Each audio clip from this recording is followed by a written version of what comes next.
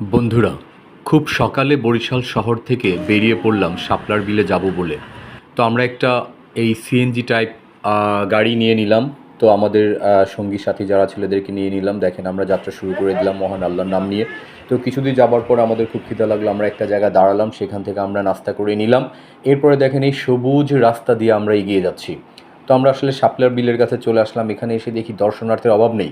আমরা আস্তে আস্তে প্রায় সকাল 8টার মতো বেজে গিয়েছিল। তো এর আগেই দেখি অনেকগুলো নৌকা চলে গেছে। এই যে দেখেন সবুজ শ্যামলিমার উপরে দেখেন পানির মধ্য দিয়ে এই যে নৌকাগুলো চলে যাচ্ছে, মেঠোপথ মেঠোপথ চমৎকার লাগছে। তো সেরকম একটা পরিবেশে আমরা এসে গেলাম।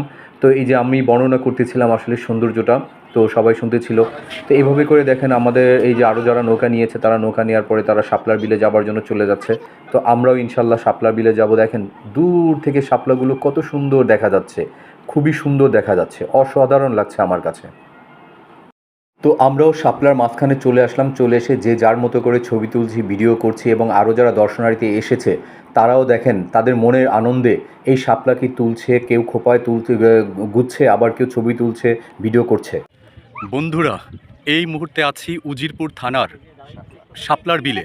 দেখুন বিস্তীর্ণ একটি বিল, শাপলা দিয়ে ভরপুর, খুব চমৎকার লাগছে পরিবেশটা। দেখেন আমরা একটা নৌকা নিয়েছি, এই আমাদের নৌকাটা। আমরা এইভাবে করে দেখেন এই যে কত দর্শনার্থী, প্রচুর পরিমাণে দর্শনার্থী এখানে আসে এই সৌন্দর্য উপভোগ করার জন্য। দেখেন দূরে দেখা যাচ্ছে, অনেক দূরে দূরে, ওই দূরে দূরে দেখা যাচ্ছে যে একেবারে লাল লাল রঙের শাপলাগুলো। আমরা এমন সময় এসেছি এই শাপলাগুলো এখন ফুটন্ত, যখন রোদ উঠবে তখন শাপলাগুলো কিন্তু বন্ধ হয়ে যাবে, বা তার 9টার পরে, সকাল 9টার পরে কিন্তু এখান থেকে শাপলাটা মানে আর ফুটবে না, বরং সে ক্লোজ হয়ে যাবে। দেখুন চমৎকার একটা দৃশ্য, চমৎকার চমৎকার।